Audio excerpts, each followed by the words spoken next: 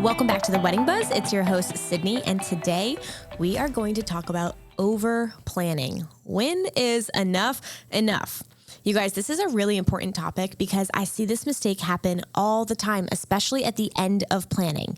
The event date is approaching, the anxiety of, is it good enough, starts creeping in, and people start to add more and more. Sometimes it can be nice touches, but to be honest, sometimes it's just overcomplicated junk. I know that sounds mean, but it's so true. So how do you know when you're over planning? And what does this look like? How do we avoid it?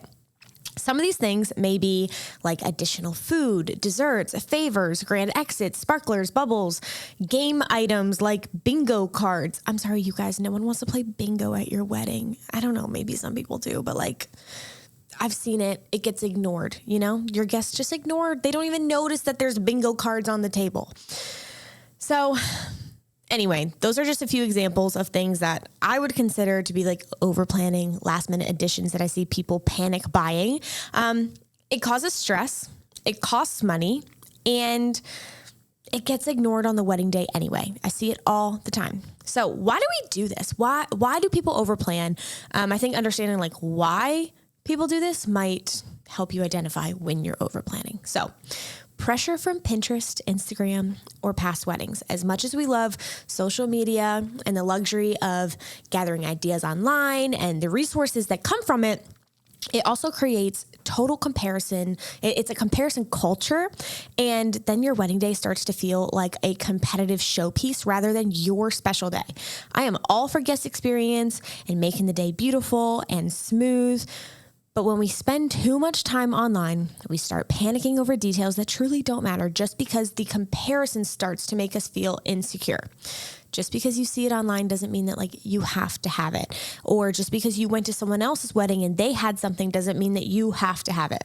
And I get it that you want your wedding to be amazing. And I'm not saying that it shouldn't be. I'm not saying to spend money on your wedding. Trust me. I like it when my clients spend a lot of money on their wedding because it makes it better. But I'm talking about the end of planning, the last minute panicking of when you're doom scrolling and then panic ordering random stuff. So another reason why we do this or add more is family expectations or wanting to impress. Your guests should be people who love you and don't judge you. But let's be real. Sometimes family can be the most judgmental people in our lives. And as much as we'd like to say F them when they're being judgmental, a lot of the time it just causes anxiety and it causes people-pleasing tendencies. Believe me, I am the first person to fall into this category of not standing up for myself, letting the anxiety creep in, and then just being a people pleaser. So let's not do that. Let's not do that. And so if you are panicking towards the end of planning, feeling like you need to add more because family decides to chime in. I've also seen where family kind of ignores the wedding planning process, like doesn't help like my brides and stuff the whole time. They're like, oh my gosh, my parents aren't on board. They won't talk to me about the wedding, blah, blah, blah. And then at the very end, it's like they snap into, oh my gosh, you're getting married. We have a wedding. What are the plans? And now let me judge you on all your plans. They haven't been around for all of the conversations of budgeting and all of the negotiations you've already done and all of the comparing and contrasting of all the different options. They haven't been with you through that phase, but these certain people like to chime in at the end and make you feel insecure about your decisions that you've already made. Trust me, I've been there too. And also, family is fantastic. I'm not trying to diss all family, but you know exactly what I'm talking about if you have specific family members that act like this. And I hate seeing it. I absolutely hate seeing it, but unfortunately I do. So it's easier said than done. But again, plan your big day, not their big day. Of course, we love and appreciate family, and you can consider their opinions. But if it's causing last minute stress and tension, take a breath before you start going crazy with more plans. If they didn't want to hear all the reasons and the plans and help you from the start, don't let their negative opinions cause you to panic at the end.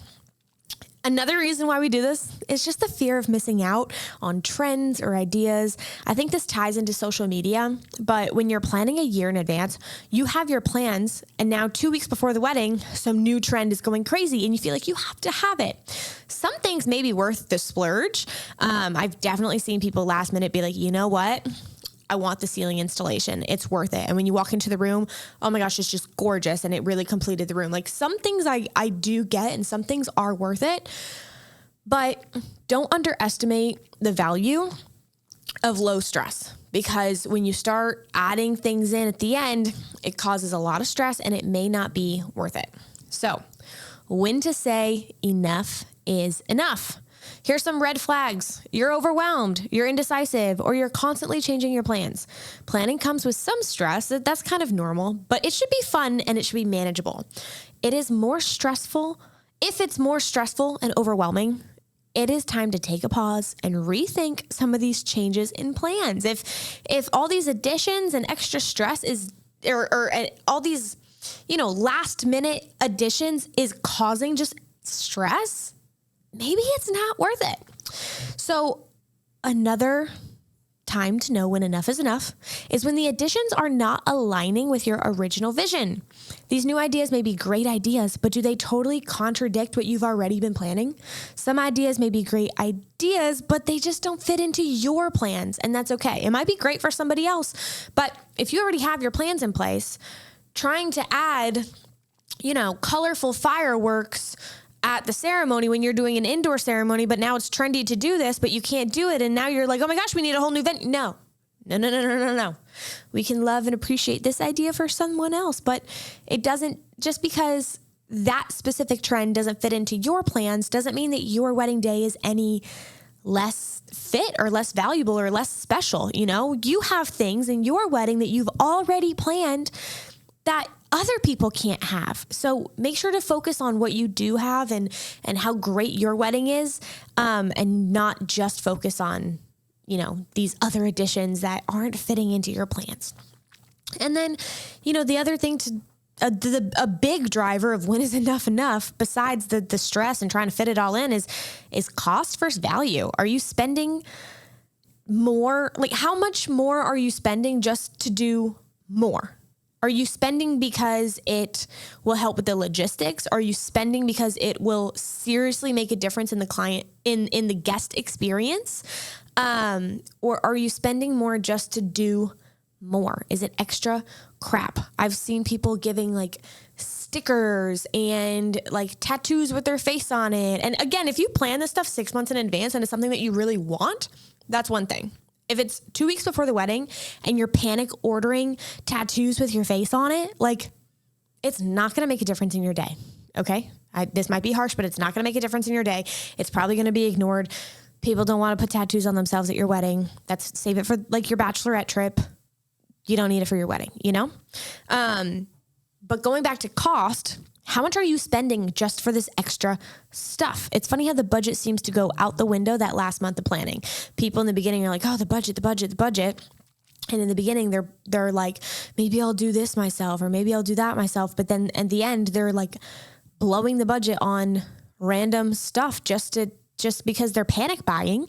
And I promise you, some of these things won't matter the day of. The other thing I want to talk to you about with budget is I see people all the time who are skipping out on things like setup and delivery fees. They're like, oh, I don't want to pay $200 for someone to set it up. Like, I'll do it myself.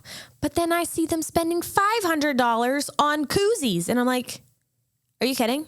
No one cares about the koozie. They're cool, nice, cute additions, but that's not going to make or break a day. It's not going to make or break the guest experience. No, none of your guests are going to be like, dang, I wish I had a koozie. This wedding sucks. No, if they're there, they might say, oh, these are cute, and grab one, but no one's going to notice that. If you skip out on paying professionals to set up and do delivery, and pickup, and now you and your family are stressed trying to do it, that will make or break your day. that will add a big effect on your wedding day in a negative way. So that's just something I want you guys to keep in mind is like, wait a second, I see people the whole time being so budget conscious and they don't want to spend any money on this stuff and they're going to do it themselves. And then at the end, they're blowing $500 on koozies. And I'm like, wait a second. Hold up. We could have spent this money to make the day actually flow better instead of on random stuff that is unnoticed. So here are some tips to stay a little grounded. Revisit your priorities and your vision regularly. What are your biggest priorities? What in the beginning did you say, I have to have this. This is what means the most to me. Don't lose sight of what really matters. Limit your inspiration sources. Pinterest boundaries. We got to put some boundaries up here. The internet is an endless pit. You don't need to look at social media, at all the social media pages and all the blogs and all of the different, all the different Google images that you could possibly find. Like, look a little bit, but limit yourself. Maybe say, okay, I'm only going to search on Pinterest or I'm only going to look on Instagram. Don't go down a million different rabbit holes because there are a lot of rabbit holes that you can go down and it's just too overwhelming. We've all been there. So next thing I'll say, trust your planner and your vendors. We do this literally all the time. Trust us. I'm not trying to be mean when I say no one's going to use your bingo cards, your stickers, your temporary tattoos, your whatever it is. I'm not trying to be mean. It's because I see it all the time. You know how many times I've had to lug all of this stuff at the end of the night because no one used it? Flip-flops. Flip-flops. People don't really use the flip-flops. They're drunk. They take their shoes off. They're barefoot. I mean, if you want to do it, fine. But guess what? Now you got a basket of flip-flops. It's heavy. Who's bringing it? Who's setting it up? And then at the end of the night, when half the basket is still there because nobody used them, what are you going to do with them? What are you going to do with them? Guess what? Someone's throwing them away. Either you're throwing them away or you're going to leave them at your venue for your planner or someone to be stuck with it. Because guess what? We don't want to deal with your extra flip-flops at the end of the night. But someone's going to be stuck with it and they're going to get thrown away. And that's money literally down the drain. So ask the advice of the professionals and actually listen to them. Because we do this a lot. Not trying to be a know-it-all at all, but we do this a lot. So take professional advice is my advice. Build in some breathing room to your day as well. Not every single moment needs to be filled with something. Trust me, I love a good plan. I live for it. I live for a solid plan, but your plan has to have wiggle room and downtime.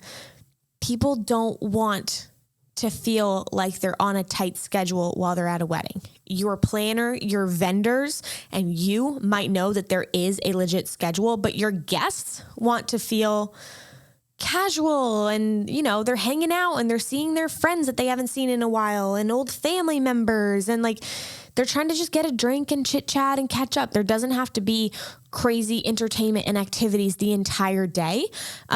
So leave some wiggle room, leave some breathing room, and let some moments just be organic. I promise you that adding extra things isn't going to, make the day that much better. And again, I love big weddings. I love spending lots of money on weddings. You know what I mean? I love the extra things like a live painter or a ceiling installation. I'm really just talking about at the end of planning the last month, people are panic adding stuff, and I want you to just breathe.